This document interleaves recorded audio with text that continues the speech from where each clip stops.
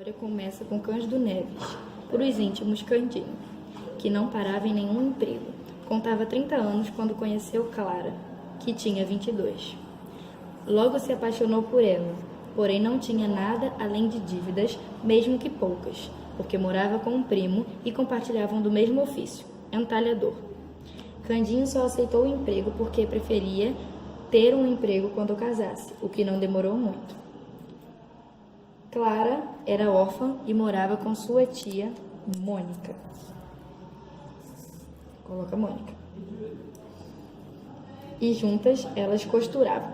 Isso não impedia que Clara namorasse, muito pelo contrário, mas sentia que os namorados apenas queriam matar o tempo e ela notava que nenhum deles a deixou. O encontro dos dois foi inevitável. Clara sentiu que era ele o marido verdadeiro e único dela. 11 meses depois, aconteceu o casamento. Agora, pausa que a gente vai trocar a roupa deles. 11 meses depois, aconteceu o casamento. Depois do casamento, na casa pobre na qual eles foram se abrigar, tia Mônica falou-lhes uma vez nos filhos possíveis. Candinho e Clara queriam um só. Tia Mônica falou-lhes uma vez nos filhos possíveis. Candinho e Clara queriam um só. Aí tem a fala da Clara agora. Calma aí. Vocês tiverem um filho, morrem de fome, disse a tia sobrinha. Nossa Senhora nos dará de comer, acudiu Clara. Tia Mônica devia ter-lhes feito a advertência ou ameaça quando ele lhe foi pedir a mão da moça, mas também ela era amiga de patuscados. O casamento seria uma festa, como foi, que era para eu ter lido aqui, mas enfim. O casal ria de tudo. A alegria era o que não faltava. Faltava comida, mas de risadas estavam fartos e o riso digeria-se sem esforço.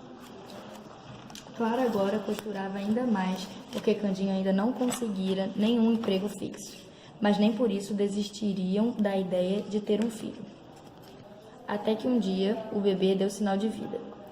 Tia Mônica ficou desorientada, mas Cândido e Clara riram de seus sustos. Três conversando.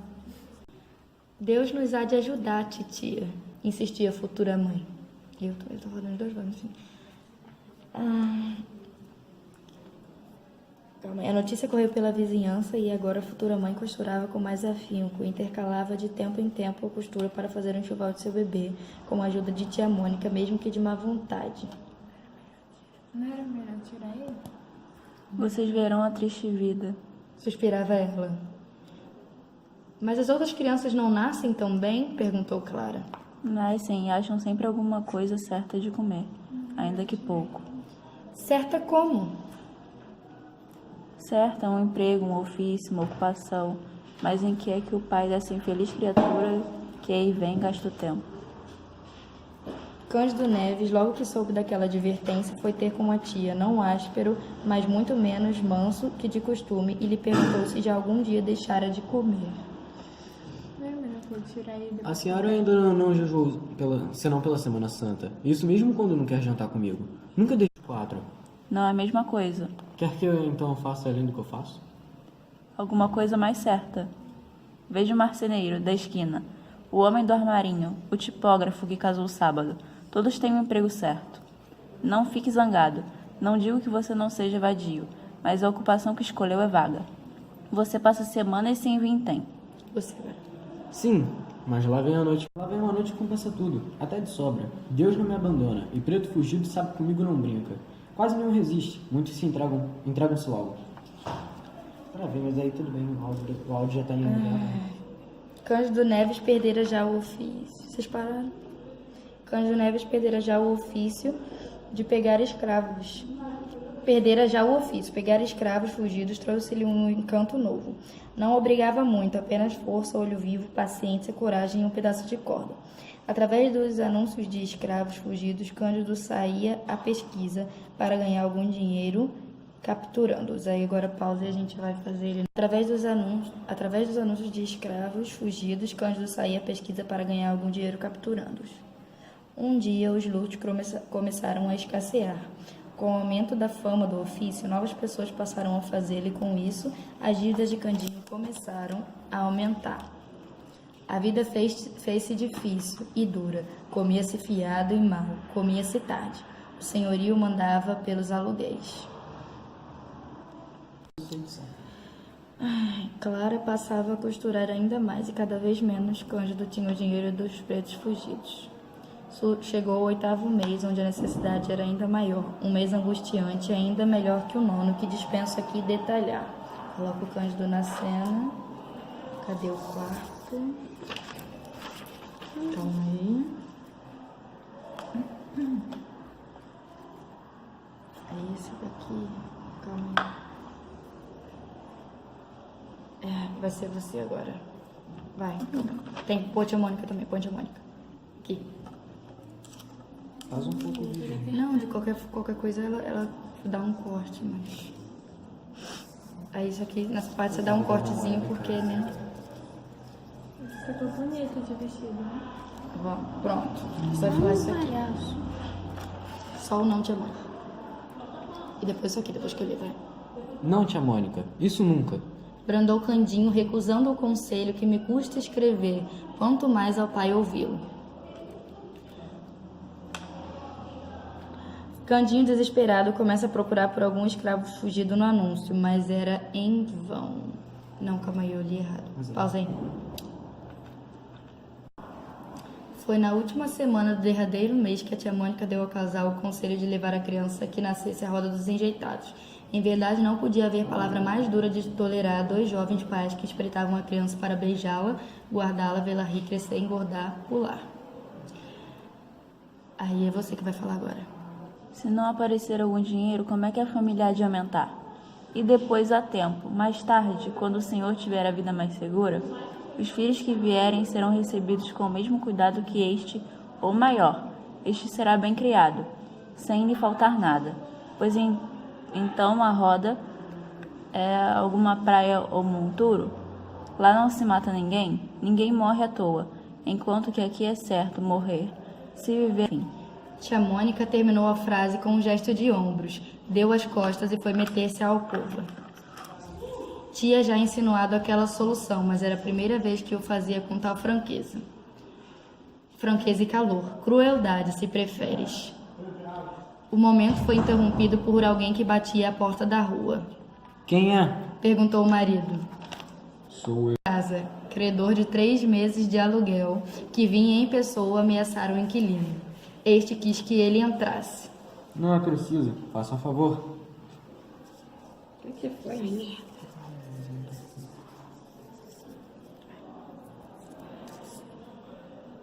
O credor entrou e recusou sentar-se. Deitou os olhos à mobília para ver se daria algo à penhora. Achou que pouco. Vinha receber os aluguéis vencidos, não podia esperar mais. Se dentro de 5 dias não fosse pago, poluía na rua. O pobre Cândido Neves preferiu calar a retorquir. Fez uma inclinação de promessa e súplica ao mesmo tempo. O dono da casa não cedeu mais. 5 dias ou rua, repetiu. Repetiu, metendo a mão no ferrolho da porta e saindo. Pausa.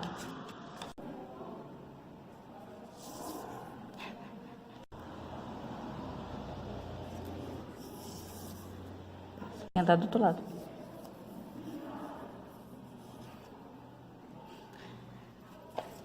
Candinho, desesperado, começa a procurar por algum escravo fugido no anúncio, mas era em vão. Ao fim de 4 dias, não achou recursos. Lançou mão de empenhos, foi a pessoas, amigas do proprietário, não alcançando mais que a ordem de mudança. A situação era aguda, não achava casa, nem contava com pessoas que lhe emprestassem alguma. Era ir para a rua.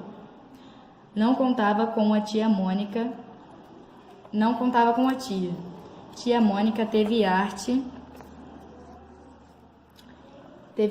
de alcançar, que eu me perdi, calma aí, aposentos para os 3 em casa de uma senhora velha e rica, que lhe prometeu emprestar os quartos debaixo da casa, ao fundo da cocheira, para os lados de um pátio. Assim sucedeu. Postos fora da casa, passaram ao aposento de favor, e 2 dias depois nasceu a criança. Pausa.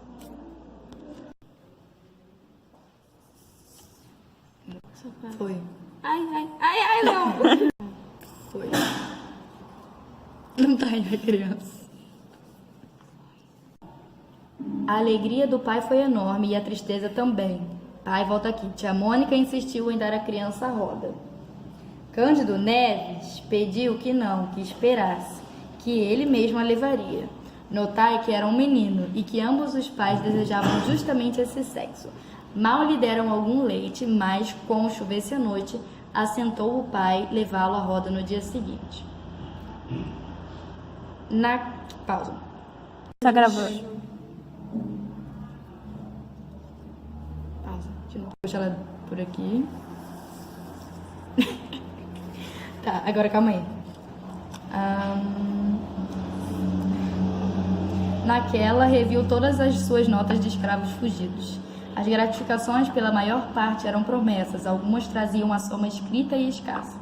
Uma, porém, subia 100 mil reais. Tratava-se de uma mulata, vinham indicações de gesto e de vestido. Cândido Neves andara a pesquisá-la sem melhor fortuna e abrir a mão do negócio. Imaginou que algum amante da escrava houvesse recolhido. Agora, porém, a vista nova da quantia e a necessidade dela animaram Cândido Neves a fazer um grande esforço derradeiro. Saiu de manhã a ver e indagar pela rua e Largo da Carioca, Rua do Parque e da Ajuda, onde ela parecia andar. Calma aí, pausa. É porque eu ia... Saiu de manhã a ver e indagar pela rua e Largo da Carioca, Rua do Parto e da Ajuda, onde ela parecia andar, segundo o anúncio. Não a achou. Apenas um farmacêutico da rua se lembrava de ter vendido uma onça de qualquer droga 3 dias antes. A pessoa, então pausa. Não a achou. Apenas um farmacêutico da Rua da Ajuda se lembrava de ter vendido, e eu sempre me perco, uma onça de qualquer droga 3 dias antes à pessoa que tinha os sinais indicados. Voltou para a triste casa que lhe havia emprestado. Pausa. Voltou para a triste casa que lhe havia emprestado.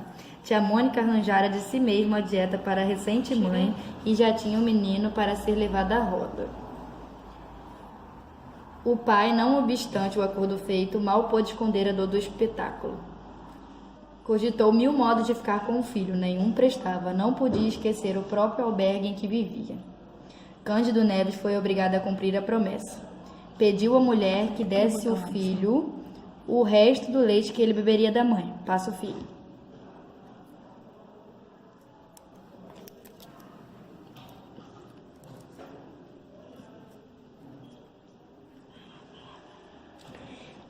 Assim se fez. O pequeno adormeceu, o pai pegou ele e saiu na direção da Rua dos Barbões. Ué, o filho tá se dobrando. O pai pegou ele e saiu em direção da Rua dos Barbões. Agora pausa. Agora vamos pra rua. Dos Barbões. Que pensasse mais de uma vez em voltar para casa com ele, é certo. Não menos certo é que agasalhava muito, que o beijava, que cobria o seu rosto para preservá-lo de sereno. Ao entrar na Rua da Guarda Velha, Cândido Neves começou a afrouxar o passo. Hei de entregá-lo o mais tarde que puder, Murmurou ele. Mas não sendo a rua infinita ou sequer longa, viria a acabá-la. Foi então que lhe ocorreu entrar... Foi? Mas não sendo a rua infinita ou sequer longa, viria a acabá-la. Foi então que lhe ocorreu entrar por um dos becos que ligava aquela Rua da Ajuda. Chegou ao fim do beco e, indo dobrar à direita na direção do Largo da Ajuda, viu do lado oposto um vulto de mulher. Era a mulata fugida.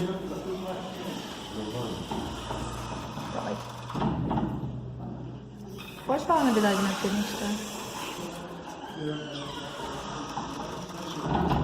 Era a mulata fugida. Cadê, meu Deus? Pronto, Agora para, pausa. para. Pausa. Não tô falando assim, não. Pausa. Tá, mas Cândido Neves não lhe deu tempo de dizer nada, saiu rápido. Agora pausa. Pausa. Ah, já? Isso.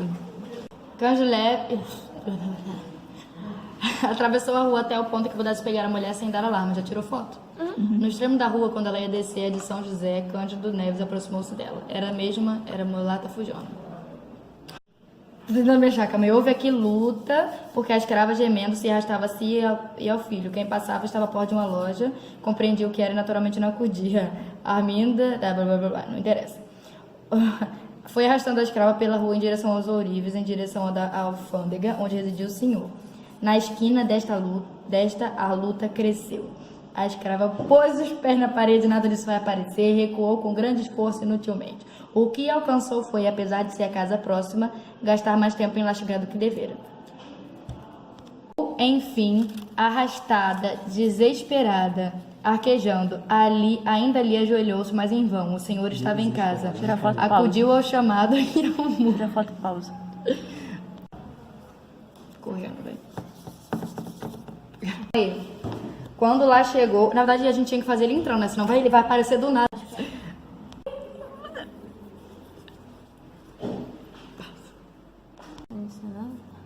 Brother. Calma aí. Que eu vou lá. Pode pausar, Filho pausa. de Moonwalker. Pausa e tira. A escrava fugiu Coração. de a pouco, fúria de vento. A gente já sabe. Pausa de novo. Fúria de amor. Agradeceu depressa e e saiu às carreiras. Faz ele saindo agora. Gravando, de preferência, né? Já gravou. Gravou? Não. Só tira foto. Não precisa também, na verdade, é. Despausa.